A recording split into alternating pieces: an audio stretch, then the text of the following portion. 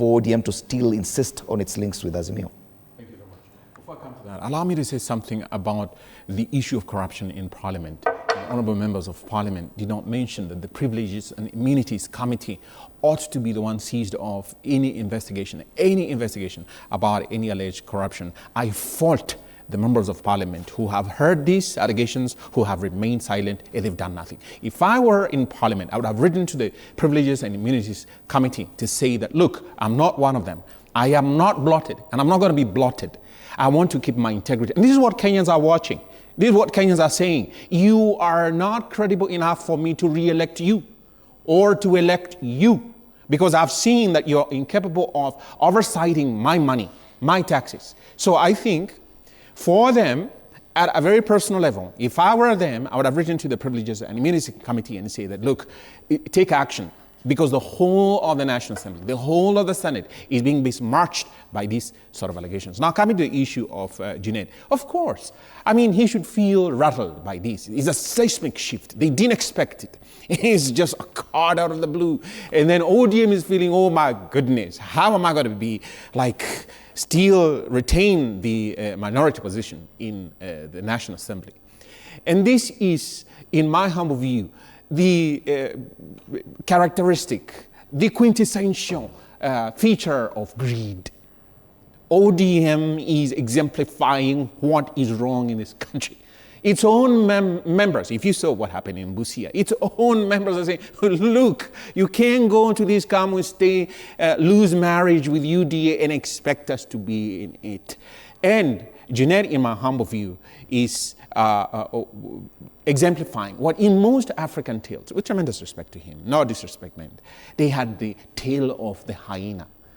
Most African cultures, the hyena we all know, I mean, what happened and, you know, those fables and tales. And this is what is happening right now. So they see that Azimio suddenly, where they had a voice, can actually create, form, or be potentially in power come 2027, and they will lose.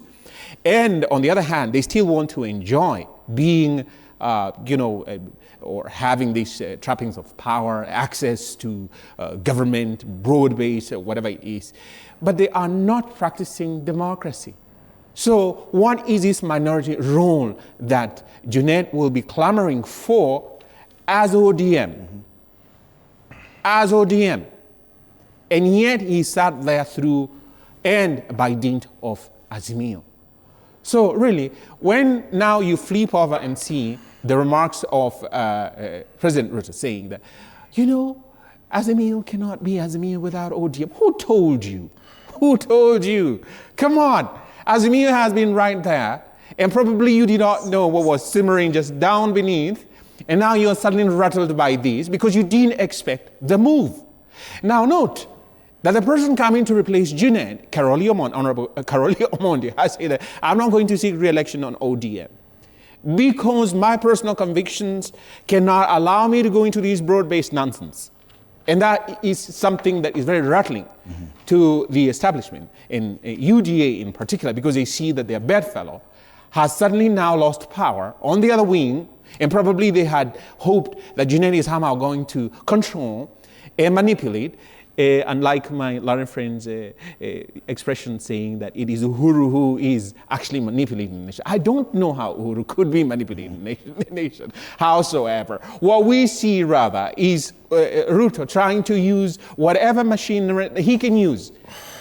Latest being his failure to gazette, because the government printer is housed as State House. And he's done that deliberately. Everything else, however perceived to the Kenyan people, can be gazetted overnight, within hours possibly. But whatever affects people, whatever is to the benefit of the Kenyan people, he sits on it, he vetoes it, he torpedoes it. That's not even a person to get a two-term. Yes. Bwana Orero, it would appear that even within Azimio and Uhuru Kenyatta, even in effective the changes that he did, he still recognizes that ODM is part of Azimio. In the person that he appointed as a Secretary General to replace Junet Mohammed. It would appear the biggest concern from your